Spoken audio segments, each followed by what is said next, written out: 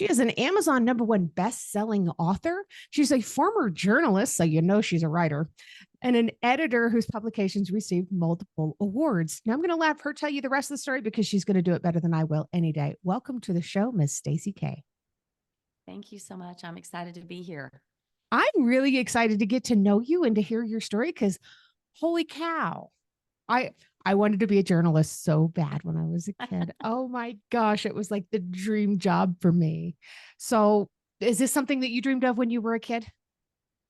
I wanted to be a writer. I didn't specifically dream about journalism, but I definitely wanted to be a writer from very early on. So it was kind of a natural fit for me, and it's probably the favorite job I ever had as a kid. I Oh. still, I still look back on it. When we moved away from that town in Oklahoma where I was doing that. When we moved, I didn't really want to go back into it because it does require a lot of like work all the time at night, and I have 4 children, so it just wasn't something I wanted to jump back into. But I Mm. absolutely loved it, and would do it again in a heartbeat. And with most people who are writers, myself included, we put even in our fiction, we put a lot of ourselves and our own struggles and triumphs into the characters that we write. And you went Yes, through a period of time where you had I want to say a really horrible 5 years, but it's, give and take in there because you had some good stuff too. sure. Can you take us through a little bit about what happened? Yeah, absolutely.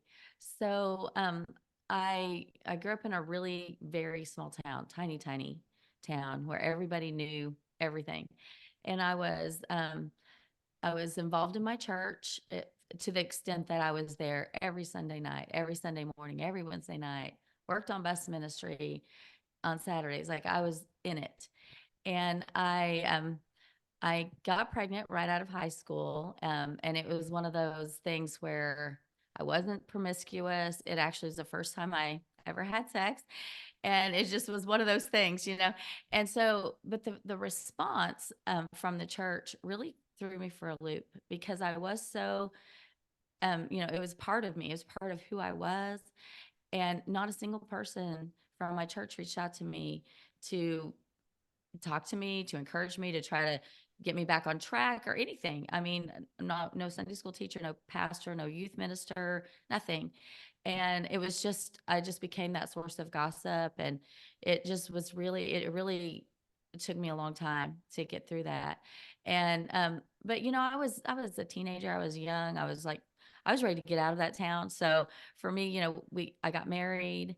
And then my husband, he changed and he became abusive physically, emotionally, mentally. It was verbally. It was very, it was a lot. And it was so different because he had been so attentive and loving before. And so it was really surprising to me when that happened. And then, I went through a period where, I had a miscarriage. My daughter became extremely ill, and we didn't know what was wrong with her.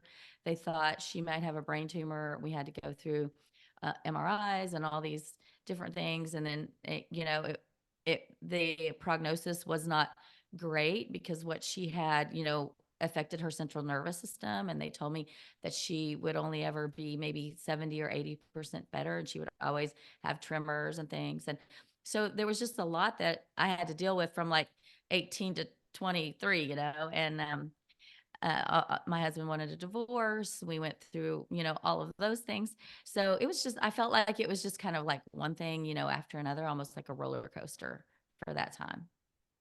Wow. Just one thing Yeah. after another. Just that's what we call stacking traumas. There you go. Holy cow. And your little girl turned out to be okay. She did. She did. I never am one to just accept what I'm told because I know that God is bigger than those doctors and what they think. And so for me, it was just, this is a chance for you to prove God that they don't know what they're talking about. She's in your hands. And I quit school. I quit doing anything except just really focusing on her. And I retaught her, she had to relearn to walk and to crawl and to do all of the things, to feed herself and all of those things. And by the time she was in kindergarten, her teacher couldn't tell that she had any differences from any of the other students. And this happened right before she was 2. So, I mean, God really was faithful in that. Wow. So with all Yeah. of this stuff going on, you had to have behaviors and stuff that changed. What are some of the things that you can look back on now and recognize that you stopped doing or you started doing because of everything that you were going through? Well, I mean, I think that it really made me a different person in the way that I respond to things. Mhm. Um, one thing, I knew Jesus from early on, but I didn't have a deep relationship. Like, I had that knowledge, and I believed in God, I believed in Jesus and all that, but to have it actually be like real and like, this is how I'm getting through this, is my faith in you, my prayers, seeing my prayers answered, seeing not all of my prayers get answered. You know what I mean? Like, just having that relationship and talking through that. And so instead of just running to all of my friends first, I've learned to run to God first. I've learned to try to, even though I'm not patient, I've learned that I don't always get my answers immediately, and that sometimes they take work on my part, like, it's not just an instant gratification thing. That, so I think that it has changed me in that. And it's also, I was very judgmental of other people, and very, oh, they shouldn't be doing that and they shouldn't do that. And it's made me realize, that I don't know the whole story. I don't know somebody else's story, and I'm not their judge. That's Jesus. He's the ultimate judge for all of us. And so I don't sit in judgment of other people, even though sometimes people hear that you're a Christian and they automatically think that of you. They automatically think that, oh, you wouldn't like me, or you wouldn't do this or whatever.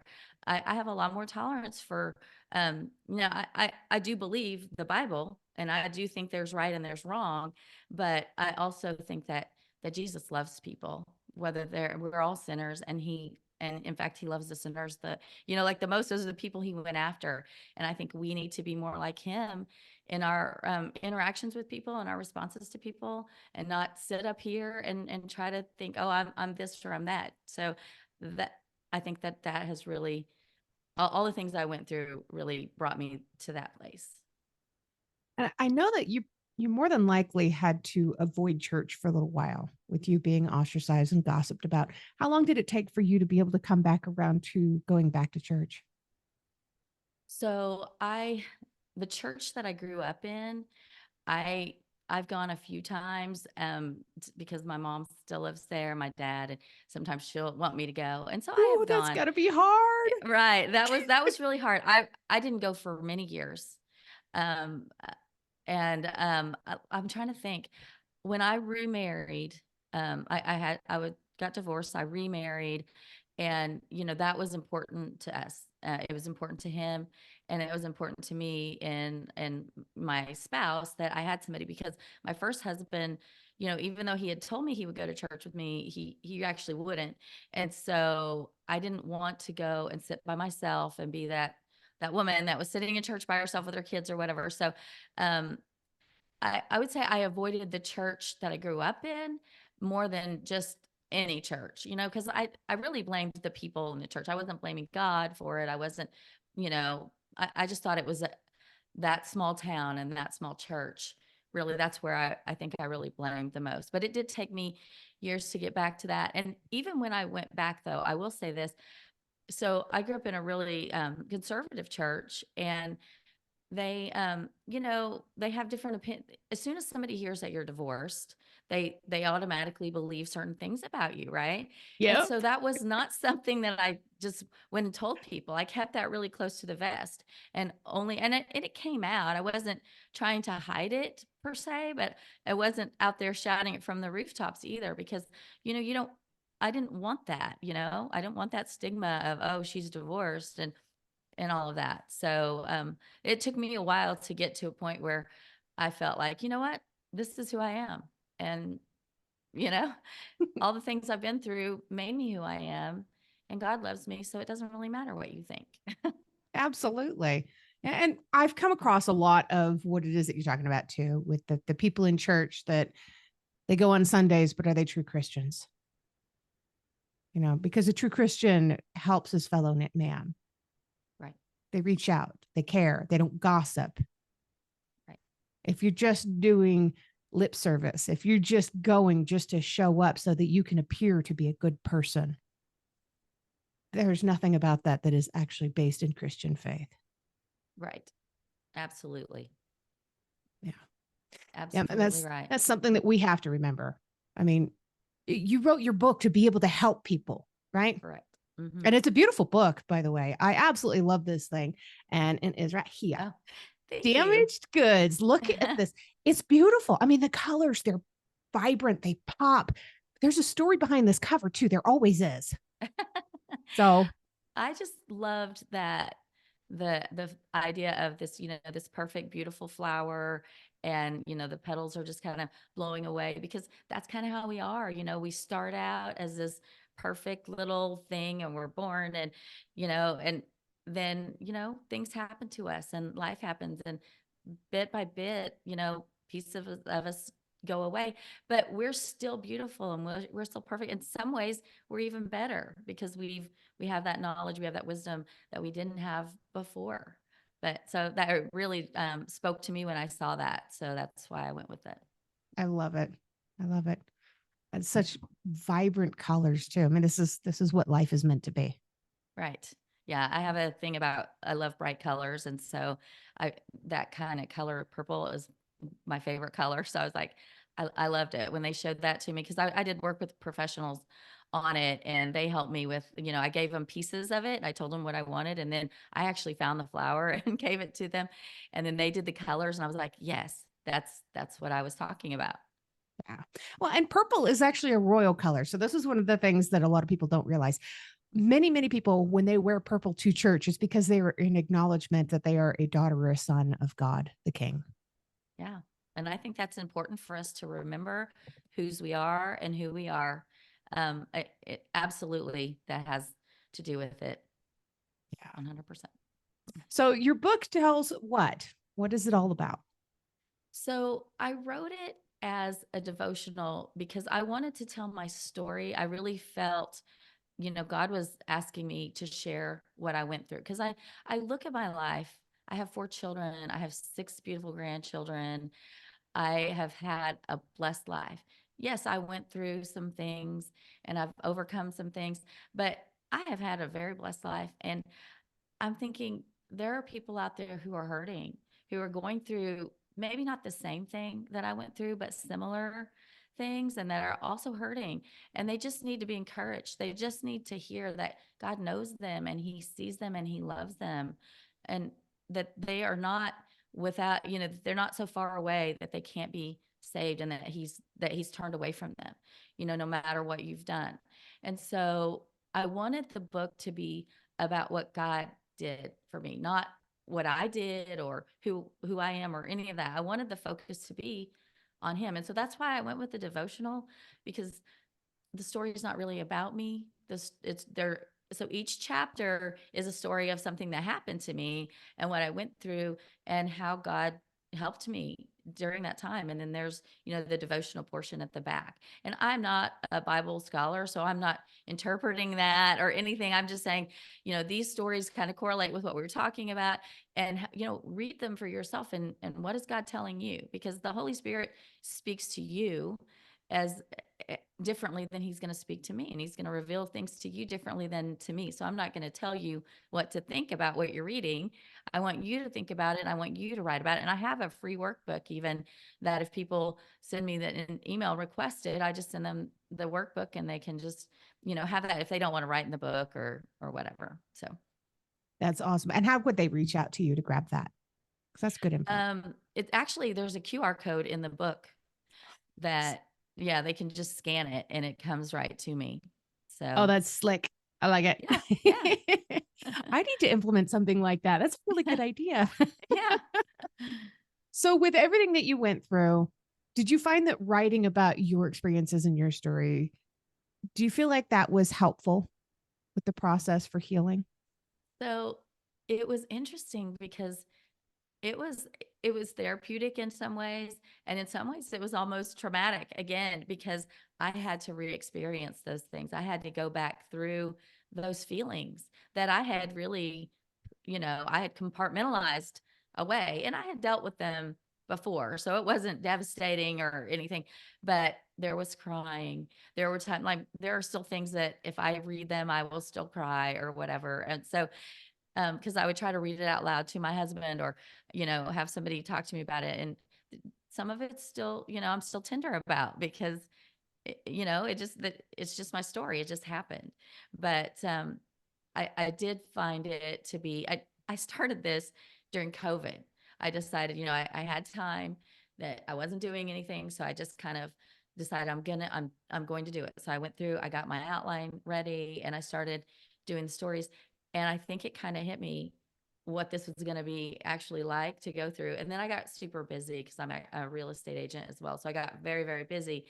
And so I kind of put it on hold. And then last year, in 2022, I went and I said, I'm doing it. This is going to be done. I will publish this book in 2023. It will be done. And so I just set the goal and I did it. So It's it's done. fantastic.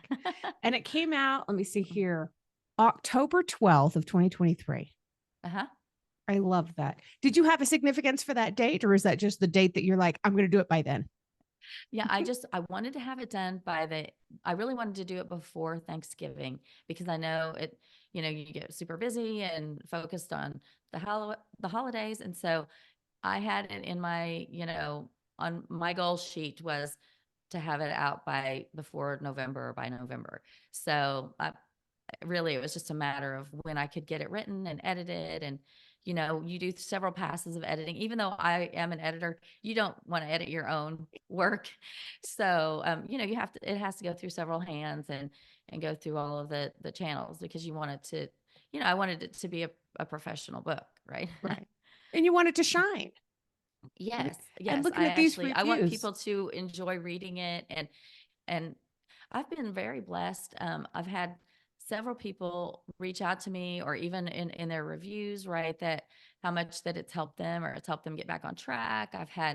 Um, I've had people reach out to me personally and just tell me like how much it's meant to them, and so it's actually been a blessing that I didn't expect.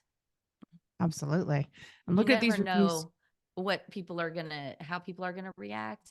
Yeah. And when you're sharing, some people don't like you to tell everything, like I'm sharing a lot of information and I'm being very open about what happened. Yeah. So you never know how people are gonna respond to that. I mean, it came out in October. That's what no, we're recording this in January. So October, November, December, January. That's only 3 months. Hmm. You already have 53 reviews. You got Hmm. 4.9 stars. Yeah. Yeah. I mean, it's done Yeah.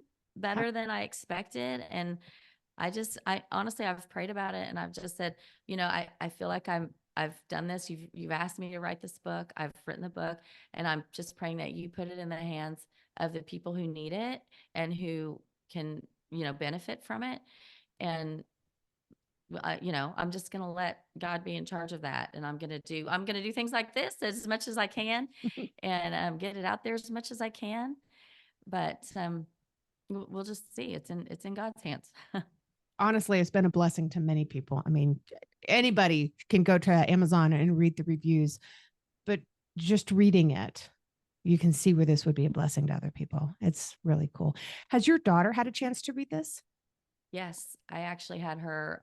She was one of my um, pre-readers, before I did it. Oh Yeah. my. How Mhm. what was her reaction? How did she feel about it?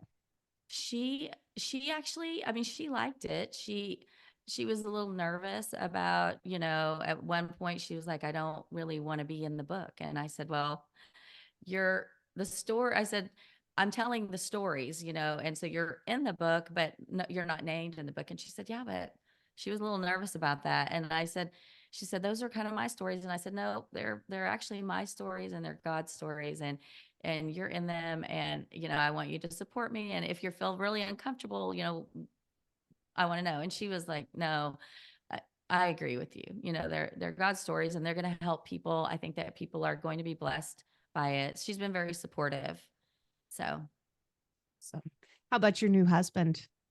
oh yes, we've been married for 30 years. Yeah, not so much new, but Yeah. second husband. Yeah. Oh, come on, So you're still new. You're still newlyweds. That's right. We're still newlyweds. He actually has read the book, and he liked it. He's encouraged me in doing it. And I have 3 sons who I know for sure one of them has read it. One wants it to be in an audiobook form. And I don't know if the other one's read it yet, but I know that they've all been very supportive, and they all have wives, and one has a girlfriend, and they've all been very supportive. That is amazing. I love that for you. That's really cool. Yeah. And do you know if your parents or anybody from that small town has read it? Have any of them reached out to you and apologized for what happened in the past? Well, that's what's interesting. I've had a couple people say, if I'm one of those people, please, I want to apologize. I feel really bad. I mean, my own sister did, and one of my very best friends did, and I was like, no, this isn't about you, And interestingly, my mom and dad have both read the book. My dad just turned 81 yesterday. My mom's 80, and they loved the book. And my dad he knows the most about the Bible of anyone I know. He has taught me from very young. And he actually took it, he bought it for several of his friends and sent it to his friends. And one of his friends is a Baptist preacher. He used to be. He's retired, obviously. And he was so excited about it. And him and his wife, and they were like, we think that, that Christian youth should have this book. We really like it. They just went on and on. They ran out of adjectives.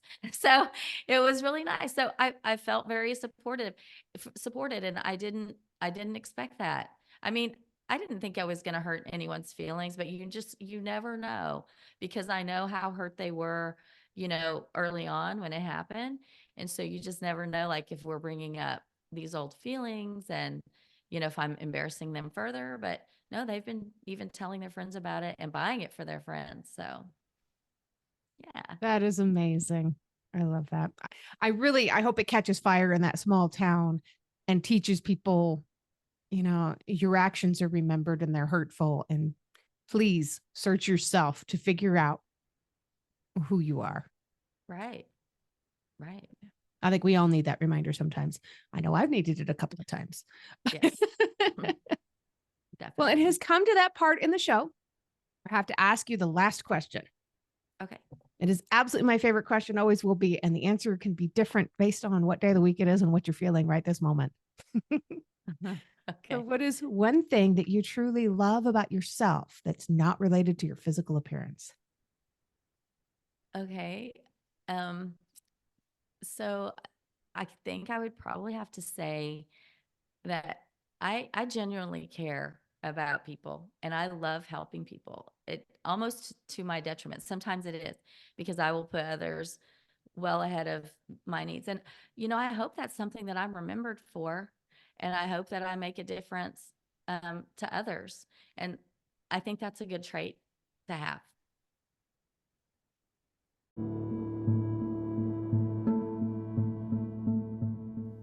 If you've enjoyed this episode, please make sure you check out the episode description. You'll find links there on how you can learn more about this guest, links to connect with them on social media, and how to support the podcast. Remember, I don't get paid to do this. My boss is a bit tight-fisted, but I can say that. I work for myself.